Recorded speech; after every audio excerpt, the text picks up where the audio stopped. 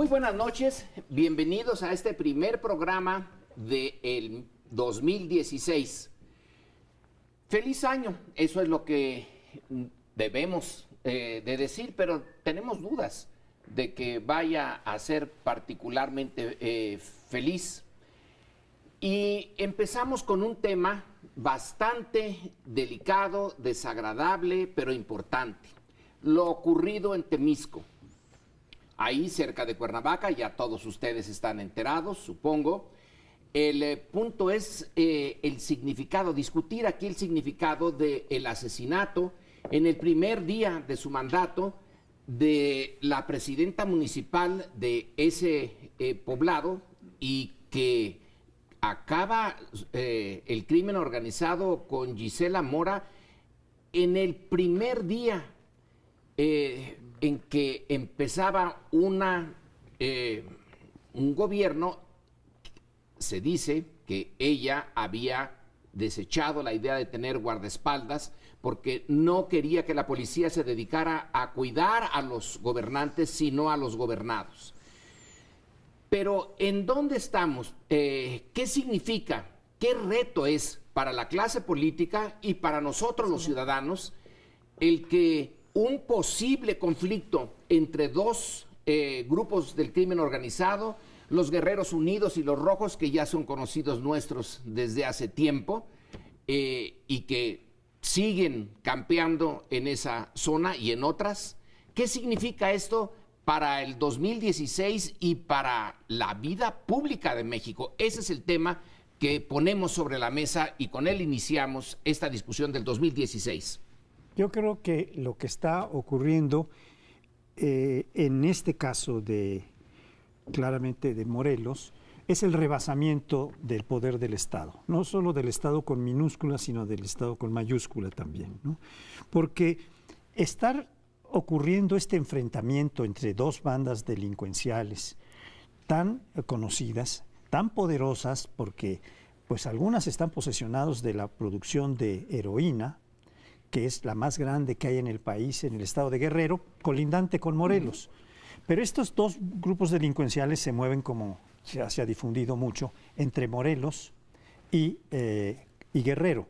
De hecho, el líder de los Rojos vivía en Temisco, o vive en Temisco. Lo que pasa es que ahorita no se le puede encontrar tan fácilmente. Y el problema también que está por detrás es que los gobernantes municipales son los más débiles y los más fáciles de penetración, como hemos tratado muchas veces, por la debilidad del municipio, por los salarios tan bajos, por lo fácil que es comprar policías municipales y agentes municipales de gobierno.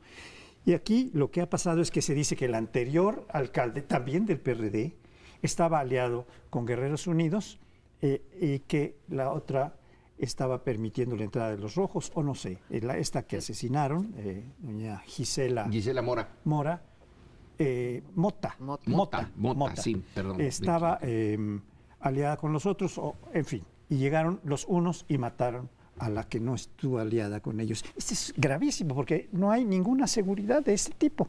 Entonces sale el gobernador y dice, no, ahora sí ya el mando único viene porque yo me voy a responsabilidad de toda la policía, ¿no? Como si esto realmente fuera a resolver, cuando hace mucho tiempo que esto está pasando. Solo no pasaba en 2 o 3 municipios de los 17 que hay en Morelos, ¿no? Una vez, por desgracia, de lo único que tenemos certeza es de que, en efecto, ejecutaron a la alcaldesa y de que el crimen organizado ha subido. Hoy leía las estadísticas en la mañana, de 1997 al 2013 en Morelos, 250%. Después un poco lo empezó a bajar el gobernador Graco Ramírez y vuelve a asumir. Esa es la única verdad que conocemos, porque no sabemos si el exalcalde perredista estaba en efecto con los Rojos y está con Guerreros Unidos. Lo que también sabemos es que la señora Gisela Mota, mandamos nuestras condolencias a su familia, había decidido, y lo dijo en su discurso de toma de posesión, había decidido refrendar el convenio de mando único policial con el gobernador, ¿sí? Y las interpretaciones de los que se dedican a esto es que el mensaje de los del crimen organizado, es decir, así ustedes y otros 15 municipios más van a seguir con el mando único, pues aquí empezamos la matanza. Entonces, esto nos plantea un problema muy serio, además del crimen organizado que padece la sociedad morelense, que es un gobernador, y yo entiendo, que hace un decreto, ya no les va a preguntar a los municipios, hace un decreto diciendo que estos 15 municipios que no quieren firmar el convenio de mando policial único, pues se los va a imponer. Y aquí entramos en estas aguas turbulentas del federalismo y si se justifica, desde mi punto de vista, se justifica por las razones que ya mencionaba Paoli, que son mucho más penetrables, no quiere decir que el estatal no lo sea, también lo tenemos que decir honestamente, pero que es mucho más fácil comprar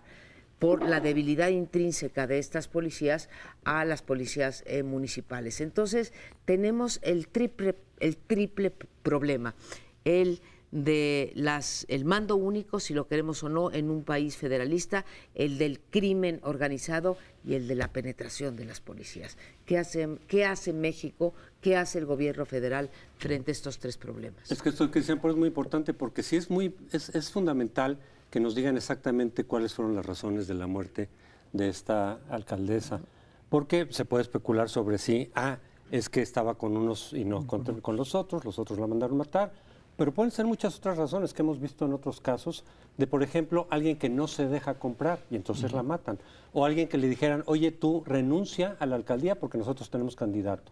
Y muchos sí renuncian porque saben a lo que se enfrentan, pero otros dicen, no, pues yo voy, y entonces ok, pero luego te matamos. O una vez en el cargo la quieren comprar en ciertas condiciones, igual y no sé. O sea, hay muchas razones en realidad.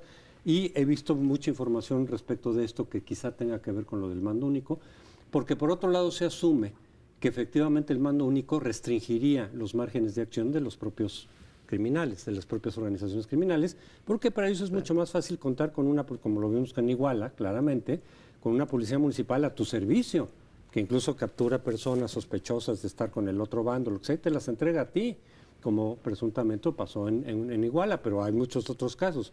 Entonces sí, sería no solamente algunos alcaldes defensores de su autonomía, en el sentido del mando único, decir, no, porque nosotros sí queremos aquí. Son los organismos criminales los que no les conviene también y estarían en una lucha en contra del mando único. Y entonces ahí claro que se justifican medidas desde arriba, decisiones.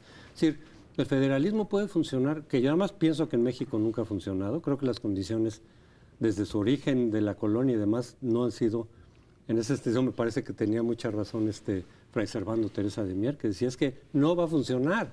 Aquí el federalismo se traduce en fragmentación política, en feudalismos, en cotos de poder, en desorden, etcétera, que eso es lo que creo que ha ocurrido cada vez que se suelta el poder central. Entonces, muchas medidas, no digo que todas, pero muchas medidas se justifican que vengan centralmente, porque de lo contrario es totalmente el desorden, el rebase del Estado, y este tipo de decisiones. Si muchos alcaldes van a decir, no, si me preguntan a mí, mi voto cuenta, yo quiero la policía municipal, por la razón que sea, desde por ellos también tener el control de la policía misma para sus efectos personales, para sus intereses particulares, hasta porque estén presionados por el crimen organizado. Ahora, en una organización de alcaldes, de autoridades locales, señala que en los últimos 10 años ha habido 100 atentados en contra de alcaldes, no necesariamente que todos hayan terminado en asesinatos, pero una buena parte de ellos sí. Es una cantidad enorme. Quiere decir que el Estado no puede defenderse ya ni siquiera a sus propios miembros, a los directamente involucrados, al escalón más bajo de la clase política. Eso es una muestra de debilidad, un indicador de debilidad impresionante. Allí sí es una falla del Estado. Por otro lado, ¿por qué quisieron hacerlo tan obvio los criminales? Es otra pregunta. ¿Cuál es? Normalmente tratan de que no se note. Ellos son negociantes, no van por el poder, van por el negocio. En este caso le lanzaron el guante, la bofetada al rostro al gobernador y al gobierno federal y a la sociedad en su conjunto. Miren, podemos asesinarla en las primeras 24 horas de su mandato. En su casa. En su casa. Y pagamos bien, según nos hemos enterado. Fue $500,000 el que pagaron. No sabemos si al conjunto o a cada uno de los miembros del equipo, que yo creo que tienen recursos para eso y para más. Pero la cuestión central es la arrogancia de este crimen organizado. Sí podemos, y no lo vamos a disfrazar, no vamos a ponerle un veneno y ahí que parezca que estaba enferma. No, vamos directamente a la ejecución para que sirva de ejemplo. Bueno, eso significa que se ha dado ya hace tiempo, pero ahora se reafirma un paso adelante en esta guerra. Algunos de los analistas civil le llaman una guerra civil, que México está metido en eso. Creo que preguntas bien qué significa esto de que no lo quieran ocultar.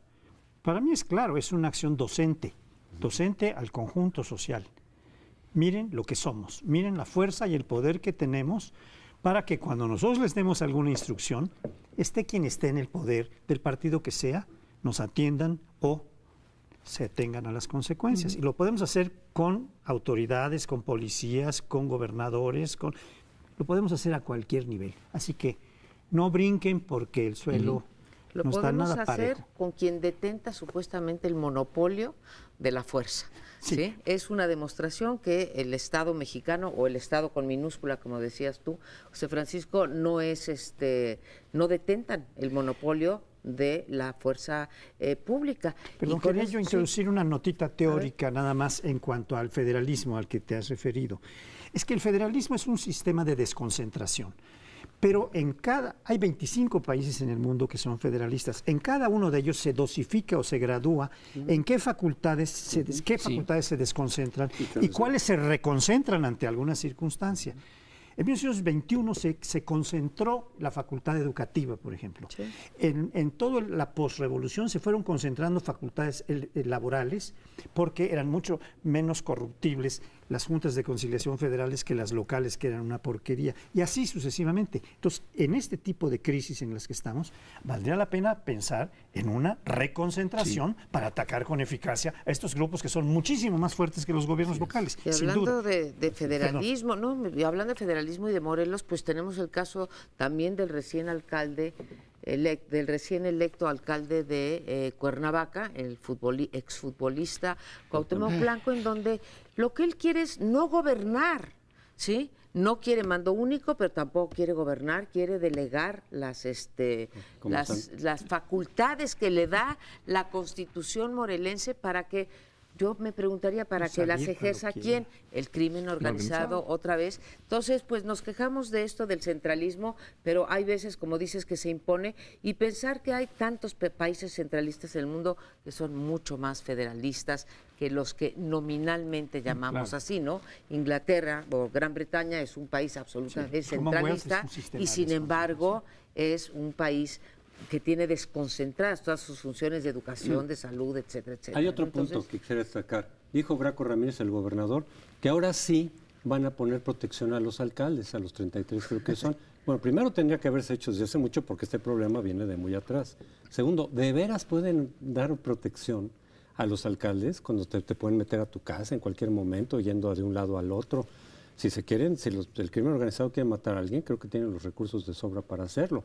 ¿Quién va a proteger además a estos alcaldes? ¿Policías corruptas a su vez, controladas a su vez por el crimen organizado? O sea, realmente el Estado tiene la capacidad de dar protección a los funcionarios más vulnerables, que en este caso serían los presidentes municipales. Pues yo lo dudo muchísimo. Y si estamos en guerra, en una guerra interna, ninguna guerra se gana desconcentrando. Las guerras se ganan concentrando el poder, pero nos tenemos que retirar. Espérenos y volvemos con otro tema. Bueno, y este año también es año electoral. El pasado lo fue, ahora también lo es. No se renueva el Congreso Federal, pero son 14 elecciones, me parece, sí.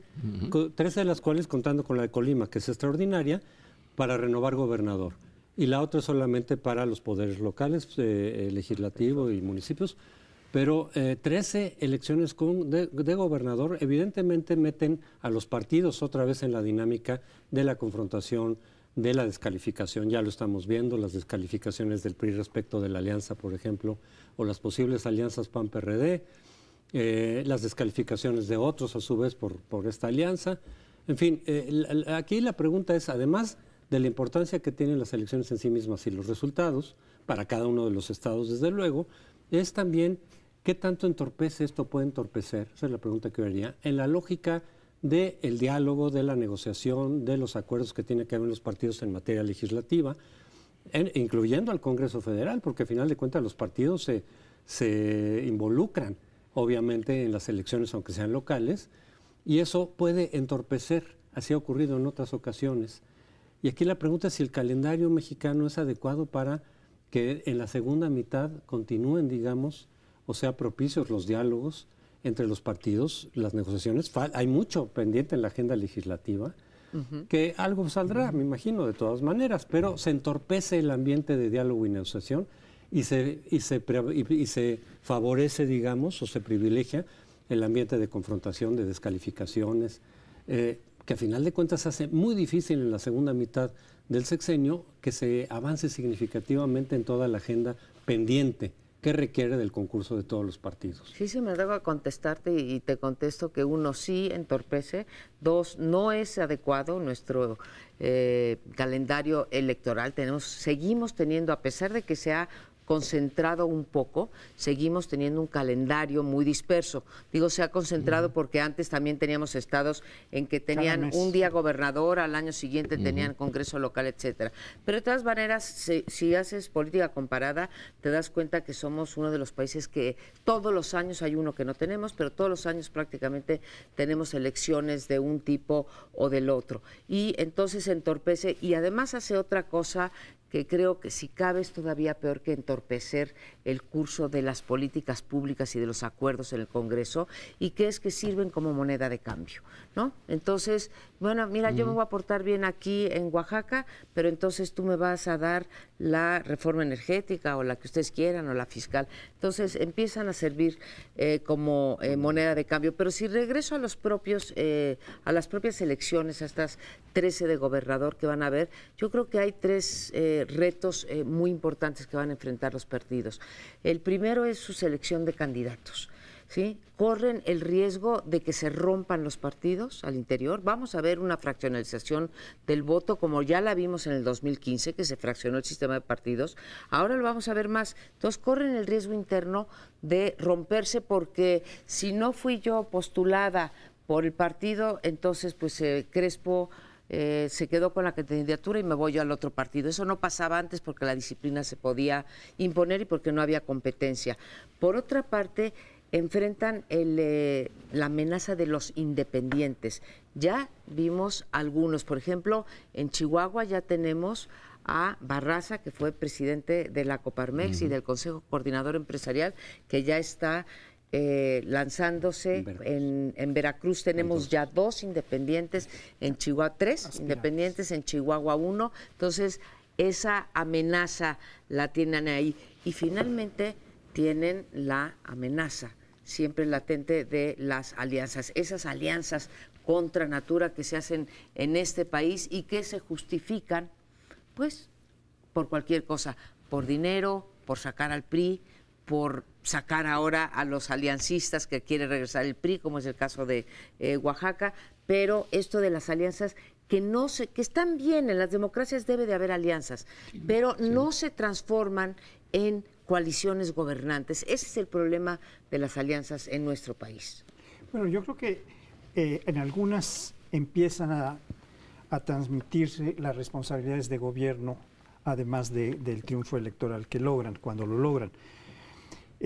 Lo que es curioso es cómo se están formando las alianzas desde hace ya muchos años. Desde el año 2001, por ejemplo, el PRI va unido con el Partido Verde en muchas ocasiones, en muchas elecciones municipales, estatales y también en la federal. En cambio, por otro lado, se habían dado alianzas PAN-PRD, que sería como el otro polo en cuanto a alianzas, que se han dado también desde Durango, en que se aliaron el PAN-PRD para sacar a Negro Elizondo como candidato a gobernador, que había sido un alcalde exitoso. Y después en muchas otras, las últimas de las cuales las vimos en Oaxaca, Sinaloa y Puebla, en 2010, hace casi 6 años. Vamos a tener otras sorpresas. No sabemos qué va a pasar con el partido nuevo, con el partido Morena, que es un partido que va a celebrar su primer año de existencia formal, porque viene de un movimiento que trae varios años atrás, pero que creo que en mayo del año 14 se le dio, o en mayo del año, sí, 14 se le dio, entonces ya tiene un año, más de un año Morena, y va a participar, no sabemos cómo, si va a dividir a las alianzas de izquierda con el PAN, la va a exhibir al PRD, y ahí hay una sorpresa. Y esta que mencionaban ustedes de los independientes, lo de las alianzas contra natura es una frase que hizo, por cierto, Mario Fabio Beltrones. Pero a Mario Fabio Beltrones le parece, sí, se ha hecho usar el aceite y el agua, no se pueden reunir, cosas de ese tipo. Pero hay una cosa en la que Mario Fabio dijo ahora, nosotros vamos a hacer una alianza porque la hacen en Tlaxcala con PRI, Verde y Panal y Partido Socialista Local. Dice, estos están totalmente alineados con nuestra plataforma. Claro, eso ya lo sabíamos, porque el verde del tricolor, verde, blanco y colorado, es el verde del verde ecologista. Suponemos que es cromática la alineación, pero ideológica pues está difícil. Y el rojo son los socialistas ahora. El rojo son los socialistas. Ya nomás quedaron los blancos para el PRI. Bueno, no son contra natura, en realidad son alianzas dentro de la naturaleza del sistema que tenemos, perfectamente comprensibles, muy desafortunadas. A mí, voy a ponerlo en mi comentario en otra casilla o casillero. En un artículo de Ricardo Rafael en el Universal de hoy, hace una cita de esta firma de opinión pública Loredo y Laredo.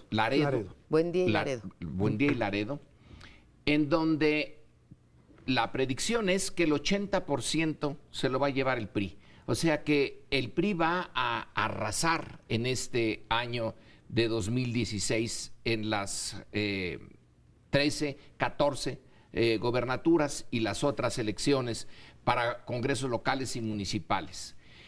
Si esta predicción se hace realidad, espero que no, pero me temo que puede ser una realidad, entonces estaremos ya en una carretera, supercarretera, para volver a crear algo que se suponía había sido superado en el año 1997, 2000. Si en efecto tiene razón quien ha hecho la encuesta, y claro que la encuesta está hecha ahorita y las elecciones vienen, puede cambiar mucho, pero supongamos que así es realmente una noticia pésima, porque volvemos con el partido de origen autoritario, no democrático, ya tiene la presidencia, volverá a tener el grueso de las gobernaturas. Sí, bueno, de aquí entonces hasta el fin de los tiempos otra vez. Sí, lo que pasa es que una de las justificaciones de las coaliciones PAN-PRD desde hace mucho tiempo, no solo ahora, es eso, es provocar la alternancia. Eso se dijo en 2010, desde hace mucho tiempo, cuando se han dado estas coaliciones, es provocar la alternancia porque el PRI en muchos estados no ha perdido jamás, llevan 80 y tantos años 84, en el poder, 85. Y que se tiene que mover eso para que haya más contrapesos, etcétera. Yo acepto esta posibilidad, por eso en su momento he apoyado coaliciones en varios estados, aunque en realidad también es cierto que lo que ha venido después como producto de las coaliciones han sido totalmente decepcionantes, ¿no? En muchísimos estados, ¿no? La corrupción ha seguido, en fin, los gobernantes, al final de cuentas, parecían igual que el PRI, muchos venían del PRI recientemente, no digamos de hace mucho tiempo, sino recientemente. Sin embargo, lo que dicen tanto en el PAN como el PRD ahora es, si no vamos en coalición, todo lo va a ganar el PRI. no hay ningún estado que podamos ganar por nuestro lado. Porque no solamente, eso es cierto, también se ha demostrado, no es, en las coaliciones no es 1 más 1 igual a 2. Es decir, no es solamente la suma de lo que cada quien pudiera recabar, sino que generan una expectativa real que hace que mucha gente se sume a la votación en favor de la coalición, que de otra manera no lo haría. Lo vimos en Oaxaca en 2010 muy claramente. Y entonces sí, yo lo que digo es, aunque las coaliciones, por lo menos para mí, pero creo que para mucha gente también, han sido muy decepcionantes, no las coaliciones, perdón, las alternancias, producto de coalición o no, han sido muy decepcionantes. Yo digo que cada estado en donde no ha habido alternancia, tienen derecho a confirmar por sí mismos que las alternancias no han servido de nada. Pues ojalá y chicharrón se te haga la boca, porque si van a confirmar eso, ¿para qué? Y ya lo vimos, estaban sacando ustedes el ejemplo de Oaxaca, o las 3 que mencionaba José Francisco, ¿no? Sinaloa, Puebla y Oaxaca. Los 3 eran expriistas, ¿sí? Que acabaron siendo, los 3. Bueno, uno era de Movimiento Ciudadano. Era. Moreno Valle era, y Maloba era priista, ¿sí? Unos minutos antes. Aguirre también. Minutos antes. En ¿cuál? Guerrero, Aguirre. Aguirre también, y que minutos antes salen porque no encuentran las nominaciones. Y entonces vean en Oaxaca que nos están proponiendo el PRI para recuperar a Oaxaca. Nos están proponiendo a un hijo Murat, y a un Murat. valido, ¿no? Al hijo de Murat y al valido de Ulises Ruiz, que están enfrentados y que representan, ellos no tienen por qué pagar los pecados de sus padres, ¿no? Pero pues finalmente representan esa clase política porque no se han deslindado. Y bueno, pero frente a eso tiene alternativas el PRI, tiene caras nuevas como Mariana Benítez, que es del PRI, o como Gutiérrez Candiani, que también quiere competir. Entonces, si vamos a regresar el PRI, siquiera que nos manden caras modernas, ¿no? Hay otra punta que valdría la pena comentar, que es el fenómeno que se produce en la zona conurbada de Guadalajara, donde gana Enrique Alfaro, 5 de los 8 municipios. Y está muy en alianza con el Bronco y dijeron, entre los dos vamos a apoyar a todos los candidatos independientes. Se está configurando una nueva fuerza política que ¿Cuáles? ¿Los independientes? Que tampoco son con los garantía de nada, independientes, ¿no? que no sabemos qué van a hacer, pero dijeron que están formando una fuerza para apoyar a todos los que surjan como independientes, para alinearlos con su fuerza. Pero ahorita, por el momento, estamos entre malo y peor, salvo por Morena, que ahí yo sí pondría ahí un elemento de novedad. Morena todavía puede confirmar o no que es una fuerza nueva, pero por lo demás es entre malo, peor o pésimo. Sí, termino, por ejemplo, nada más en Veracruz, no, el PRI no ha perdido. Si la coalición logra, si van con Miguel Ángel Yunes en el PAN, ¿cuál fue la ganancia? En fin, regresamos al siguiente segmento. Bueno, y vamos a un cambio de geografía, un cambio de aires. Siempre nos quejamos de la democracia mexicana y de la baja calidad de la democracia mexicana, que no tenemos debates y que cuando hay debates de lo único que se trata es de hacer descalificaciones. Y ahora en los meses, ya en los meses recientes, ya llevamos casi un año, ¿no? Con tanta barbaridad. Y vamos a comentar bajo protesta, porque no queremos seguir haciéndole propaganda al señor Donald Trump. Pero bueno, es tan impresionante el tipo de declaraciones que hace y más impresionante la preferencia que está teniendo entre el electorado, cuando menos el republicano, que es nuestra obligación comentarlo. Donald Trump quizás sea el ejemplo pues más acabado de la vulgaridad de la democracia o de los grados de vulgaridad a los que puede llegar una democracia, en donde lo único que se gana es a través de una serie de afirmaciones que resultan escandalosas. Resultan escandalosas por dos cosas. Uno, por su contenido, sí, que hay que reprobarlo. Y dos, por el cinismo de manifestarlas públicamente y de la manera en que las manifiesta. Eso es lo que se ha dedicado a hacer el señor Donald Trump, en particular con respecto a la relación México-Estados Unidos, con respecto a los migrantes, pero ahora también contra los musulmanes, al grado tal que ha recibido él personalmente un video grabado diciendo por parte de algunos miembros de ISIS, diciendo que si llega, que vaya cuidándose. Aquí no sabemos cuál es la reacción, ha habido francamente un silencio, ¿no? Sí. de la Cancillería, ha habido un silencio en general del gobierno mexicano con respecto al posicionamiento de Trump respecto a los migrantes mexicanos, ¿no?, de origen hispano.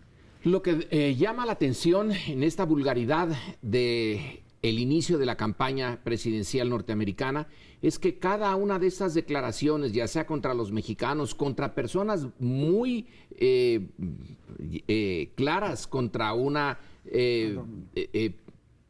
mujer que estaba haciéndole las preguntas en una de las comparecencias, contra Hillary Clinton, contra sus mismos competidores, cada una de ellas, a nuestros ojos, es una vulgaridad y sin embargo le ha aumentado su popularidad. No ha habido ninguna que le haya bajado popularidad. Todas van en aumento. Lo ha hecho muy bien desde su perspectiva, desde su óptica, y esto significa que ha encontrado un tipo de público que no es nada más republicano, y ya viéndolo con más cuidado, resulta que tiene una faja importante de demócratas que son pobres, blancos, pobres, frustrados, decepcionados de mucha de la vida política, social y de clase que hay en Estados Unidos, Fascistones también. que encuentran en estas expresiones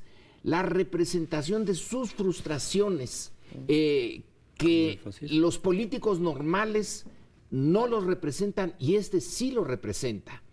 Ahora, todos esperamos que llegue a un punto en que choque contra otra realidad un poco más responsable de Estados Unidos y termine por desaparecer. Pero ¿y si no desaparece? ¿Y si sí gana no solamente la presidencia, la candidatura republicana, sino la presidencia? Dios nos libre de cómo va a estar para nosotros y para el mundo. Pues sí. Para el mundo. Lo que a mí me preocupa más de todo esto es una conclusión que es una parte muy importante de la sociedad americana, norteamericana, angloamericana, si quieren, porque nosotros también somos norteamericanos, según dicen.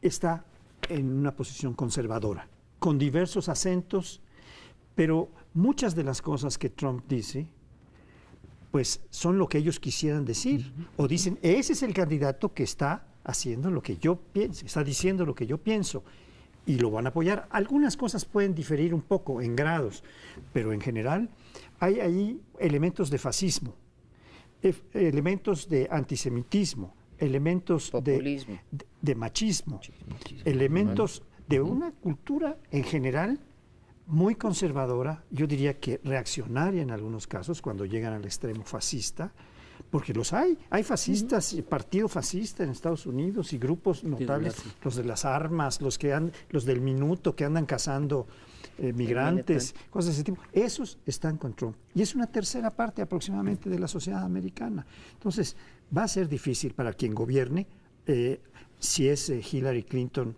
como esperemos que sea, aun cuando tiene un contrincante que ha dicho cosas inteligentes para salvar la excepción, que es este señor que tiene el apellido de los pollos Kentucky, ¿cómo se llama? El coronel Sanders, ¿no? Él es un académico de una universidad muy prestigiada, que se declara socialista, que es demócrata, que es senador y que está haciendo propuestas interesantes que por lo menos contrastan un poco con estas barbaridades que son apoyadas cuando las dice Trump, ¿no? Hay mucha gente que piensa, especialistas, que piensan que Trump no tiene posibilidades reales de ganar la presidencia. Sí, la candidatura, desde luego, pues ha crecido mucho, pero no la presidencia.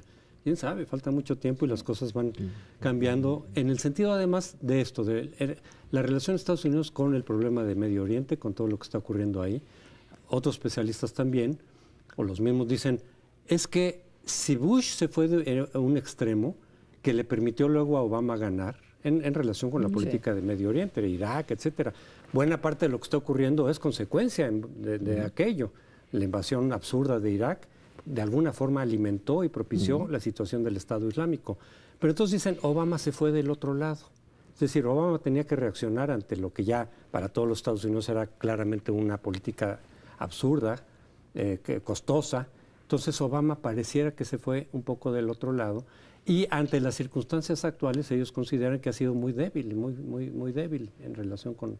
Y entonces ahora eso puede volver, sobre todo lo que está pasando, los ataques terroristas, en fin, la complicación de lo que ocurre en Medio Oriente, podría estar que mucha gente en Estados Unidos se fuera otra vez del otro lado, que es justamente lo que representa Trump.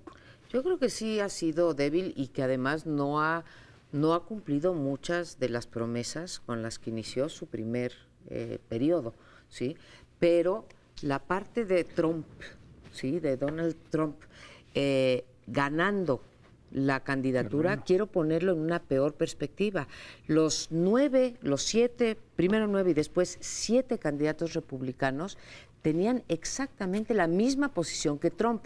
Una cosa es que Trump sea más mediática. Los 9 dijeron que querían construir el muro, que iban a construirlo con el dinero de los mexicanos, que no lo iban a cobrar, que iban a cerrar, que iban a deportar a los niños, etcétera, etcétera. ¿Sí? Entonces, tenemos una posición que aun cuando no gane Trump, ¿sí? Que es lo más vocal, tenemos a un partido republicano que no nos está presentando alternativas más que en la forma, ¿sí? No en el fondo, más que en la forma a lo que está planteando Trump de una manera escandalosa, ¿no? Eso es lo que estoy viendo. Alguien señala que los dos candidatos de origen cubano, Rubio y Cruz, Republicanos, republicanos, son traidores a su origen, porque los dos tienen un pasado de migración, pero Trump también. Siempre son los peores. Él, ya no recuerdo si es su padre o su madre, no nacieron en Estados Unidos. Y eso importa bastante poco. Se convierten, se hacen más papistas que el Papa en materia de migración.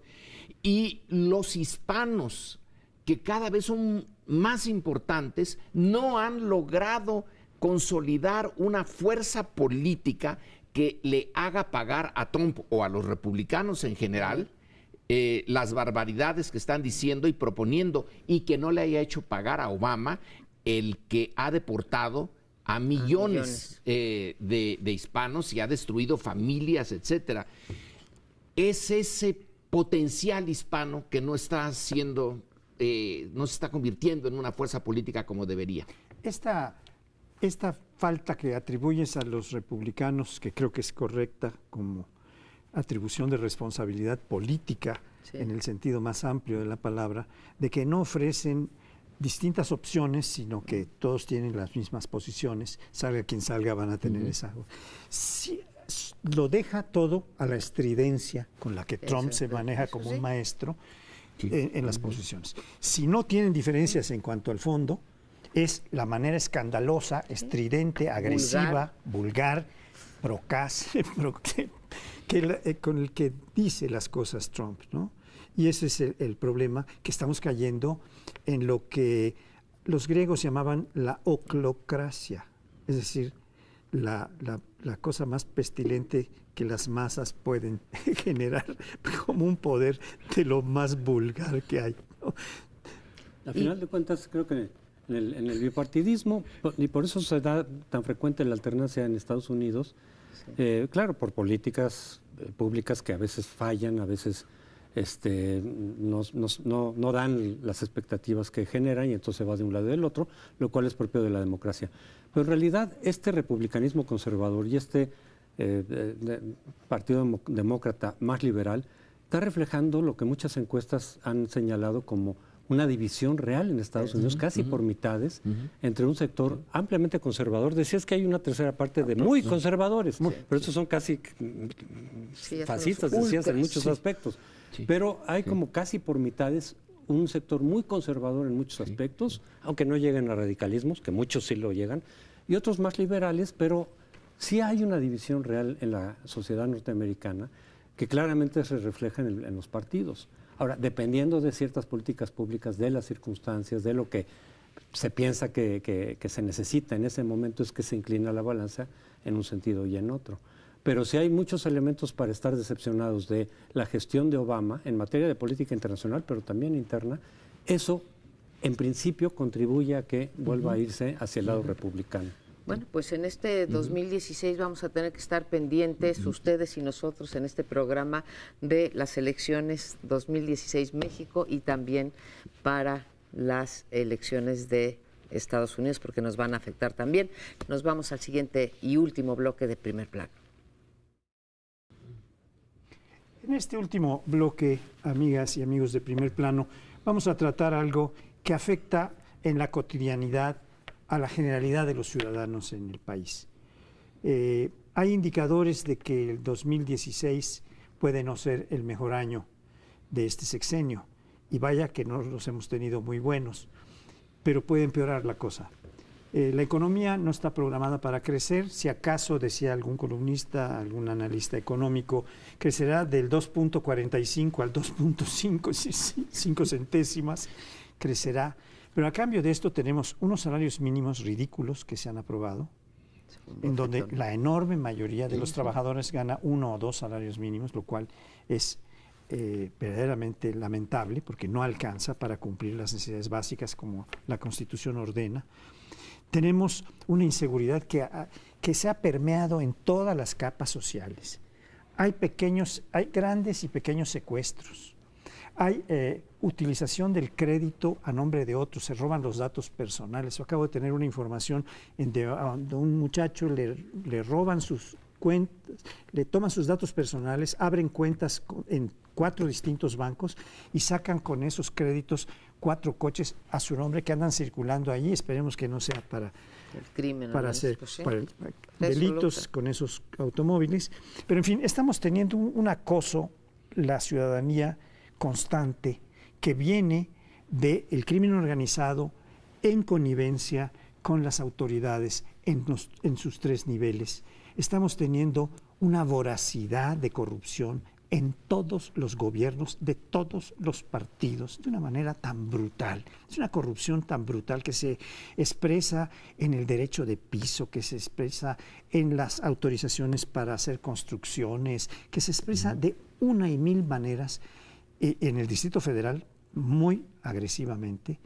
Y pues este es el tema que les propongo, porque hay que dedicar algo que afecta a la ciudadanía, no solamente a los grandes poderes y a los partidos y esto, sino lo que está viviendo. Tienes toda la razón, Francisco José.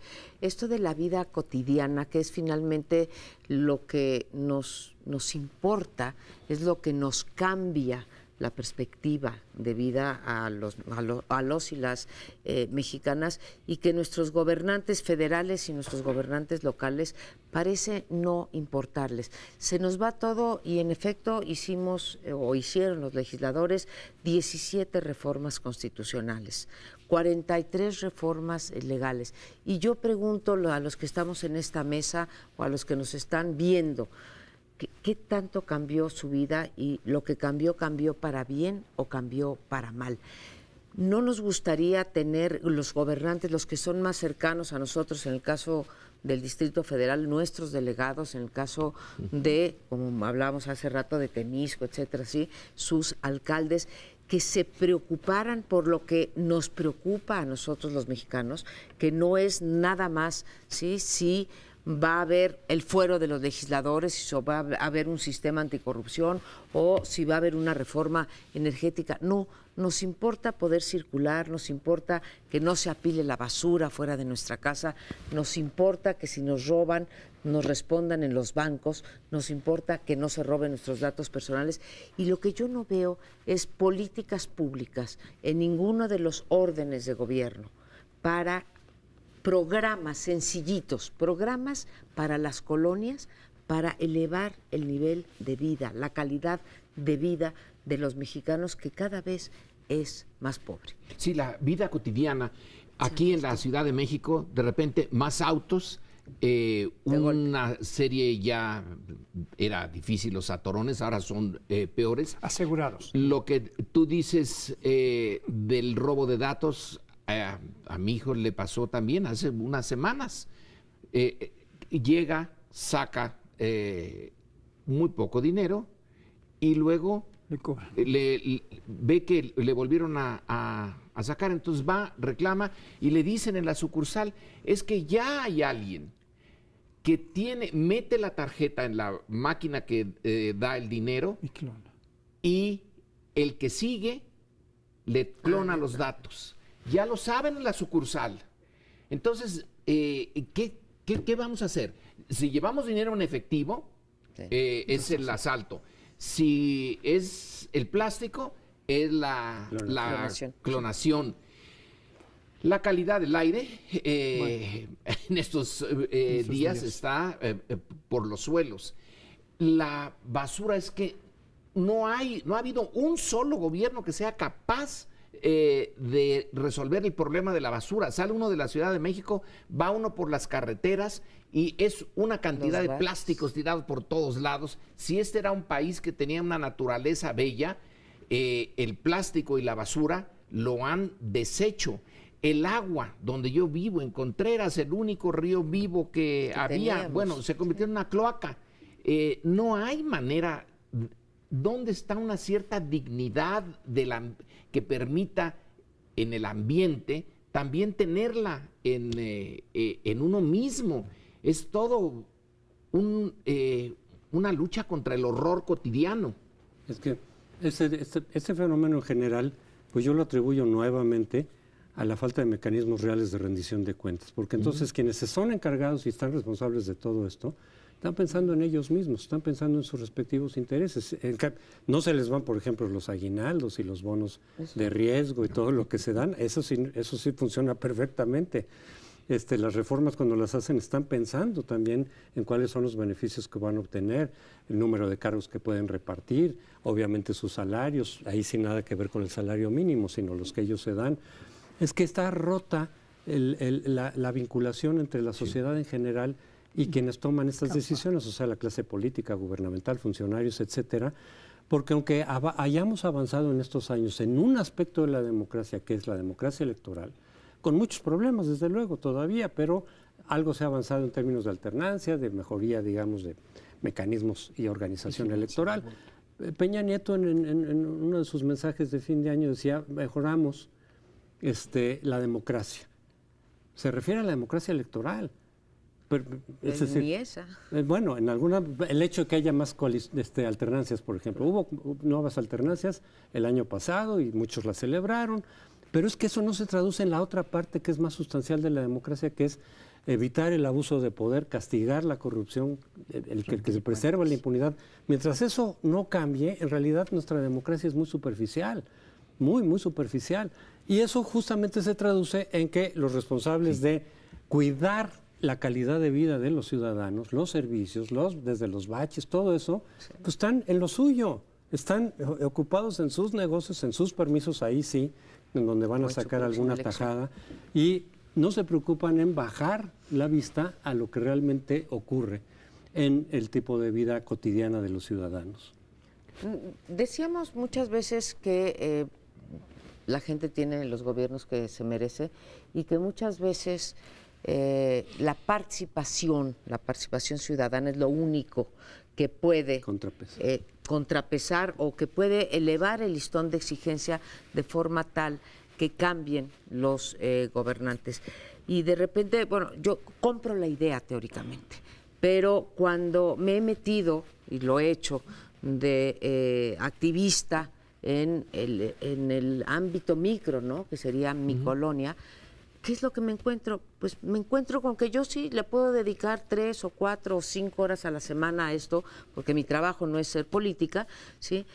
Y pues los otros se dedican de tiempo completo. Y entonces sí les quiero decir que sobreviene una especie de frustración, porque son, ya ahorita les podría decir, junto con Sergio Aguayo, 9 años de estar luchando, él por su colonia y por su delegación, yo por mi colonia y por la mía, y les podría decir que prácticamente no he tenido ningún triunfo, ni así de chiquito. No he podido cerrar, o no hemos podido, la asociación, cerrar un restaurante que no debería de estar en esa calle porque es de uso habitacional. No hemos podido desprivatizar las calles, que las han privatizado, los ballet parkings, los franeleros, etcétera. No hemos podido cerrar una construcción, no hemos podido quitar estas absurdas orejas que están poniendo por toda la ciudad, no hemos podido ganar juicios y acciones colectivas que hemos interpuesto, nada. Entonces, de repente digo, bueno, a mí me enseñaron y yo les enseño a mis alumnos que la participación es lo que nos puede salvar, y sí, es lo que nos puede salvar, pero pues necesitamos mucho tiempo, porque la mucha gente y mucha participación persistencia. Es la ley del salmón. Tienes que ir contracorriente para avanzar un poquito. Tienes que hacerle frente a una enorme cantidad de inercias y de corrupciones. Cuesta mucho. Sí, hemos avanzado en democracia. Yo sigo viendo a el programa de Carmen Aristegui, todo el tiempo me dicen, ¿y cuándo vuelve? Ese noticiero lo necesitamos. No, hemos perdido en más de un sentido, y este es un ejemplo claro. Por más que protestamos, valió para nada. Y no Yo es que la quisiera democracia... terminar porque Sí, claro. estamos a unos segundos, nada más decir que yo personalmente no compro este cliché de que los pueblos tienen los gobiernos que se No, yo merecen. tampoco, Yo creo que nuestro pueblo, los campesinos, que son una parte importante, el 25%, sí. ¿cómo van a merecer estas cochinadas que se hacen con sus tierras, con sus créditos, con su riego? Ni No es tú posible. tampoco. Ni yo tampoco. Claro, pero nos vamos a tener que ir. Nos ve la semana entrante. Aquí lo esperamos en Primer Plano. Sí, es cierto lo que tú dices, Sí. pero es que lo de la...